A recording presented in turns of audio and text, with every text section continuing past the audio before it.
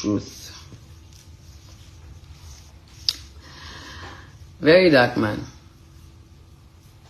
came out to do that video. I know that they've called you to tell you that I have petitioned them, right? NCCC, they've called you to tell you that I have petitioned them.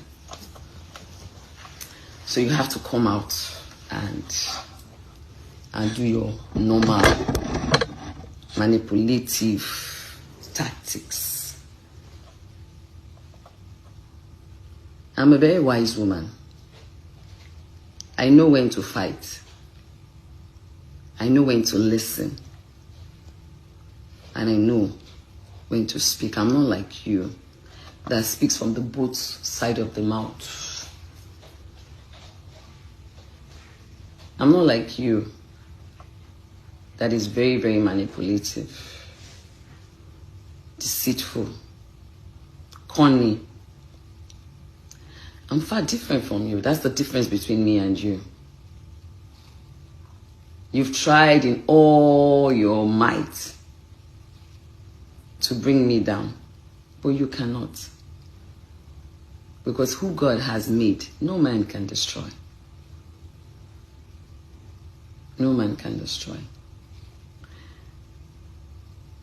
I'm so glad that you yourself start to see a lot of videos of you circulating on this same internet space. Videos that you made. Or you insisted that they cancel Naira Marley. With your own mouth. Videos that you made against them. Numerous videos. Before you decided to take a turn. So that you can know that you speak from the both side of your mouth. And people should not take you serious.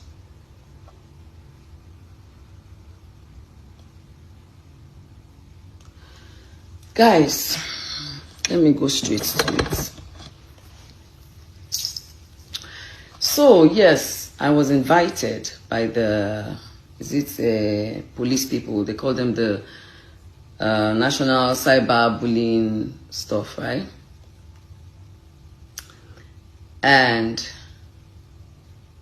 I was on my way to Tanzania for Priscilla's wedding when I was called upon. I saw the letter. I sent it to my lawyer. I put a call through. I sent a message that I'm not going to be around, but when I come back, I would honor their invitation. So I traveled and came back. When I came back, they responded with a letter and asked me to pick a date. I picked the date. And we went, me and my lawyer, we got to Abuja. I didn't know why I was invited, but I had an idea. But I just didn't know which of it was, But later, I had an idea of why I was going there, so I went. When I got there, I met with Officer Suleiman. He was the one in charge of the case. I was also taken to see another senior officer, the lady. And Officer Suleiman took me in, and I was asked to write my statement.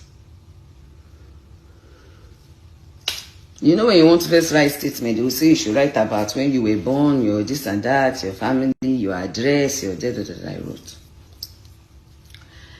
When I was done, they asked me that what's my relationship with Naira Marley.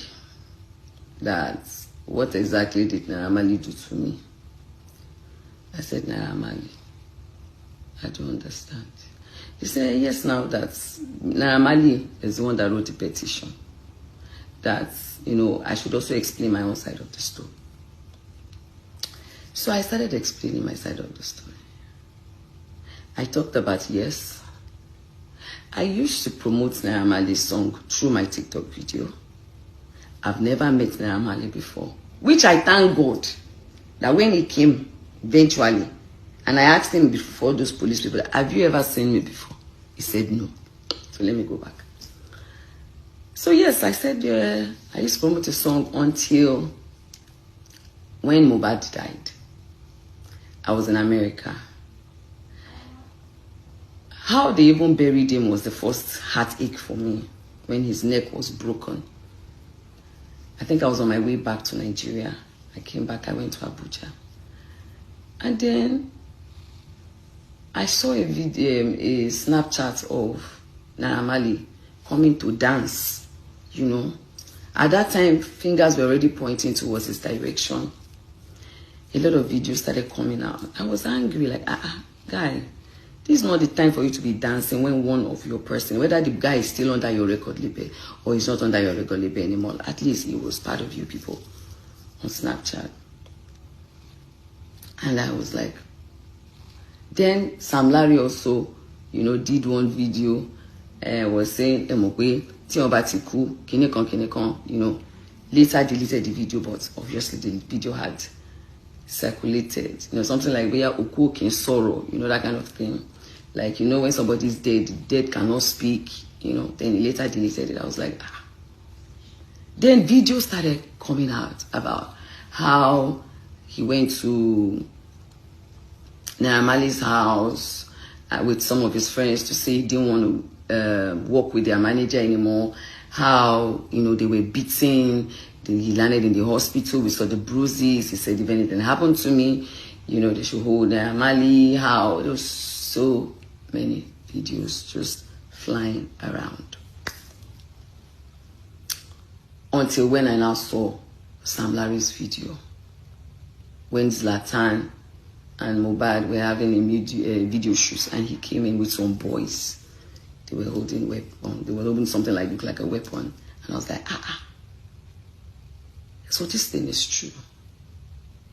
And as a concerned citizen, as a mother, I don't think I was the only one that was pained. Because if I was the only one that was pained when we did the candle night, I don't think the whole world would have done that, the candle nights that he did for Mohbad. We all came out. And I used my platform. Because a lot of narratives were flowing during that time. We had the narrative of the friend, you know, they say they knocked him with ring. We had another narrative, you understand, about so many things. And then when Sam Larry's voice came out where he said, what he basing. What he basing means that they have buried him. All stations settled. I said, I don't want to believe. But with all these things that are going on, it's very glaring that Sam Larry bullied Mohbad.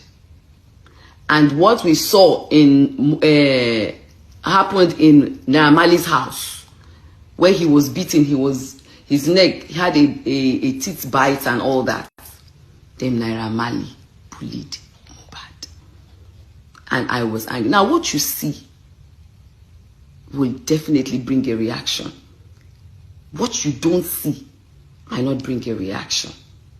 So we did not see how he actually died. We only knew a nurse gave him injection, blah, blah, blah. You understand? So definitely we need to find out exactly what happened in that house. Even though me and some of we concerned people are angry with all the videos that we were seeing about the bullying. And he also wrote a petition. And he sang it in his songs. And he wrote it on Twitter. He put it there on Twitter. The Twitters are there. Internet never forgets. It's not like we just saw only those videos. Though. When Mohbad was alive, he put them on Twitter. He did videos mentioning Naira Marley's name, the Malian's name, and Sam Larry's name. They are there. So that is one thing. I said the other one was to find out exactly what happened in the last few hours before he died. I'm not a police officer. That is not my job to do. It's a murder case. And we must allow the right authorities to do that. So what did I do? I took my foundation up. The day I came out to do the first video, already I contacted my lawyer. And I, said, I have a foundation. My foundation fights for things like this. So I took up that duty. Do you understand? To write to all the right authorities. And one of the first things I pushed for was for his body to be exhumed so that an autopsy can be carried out, so that we can know exactly what killed him.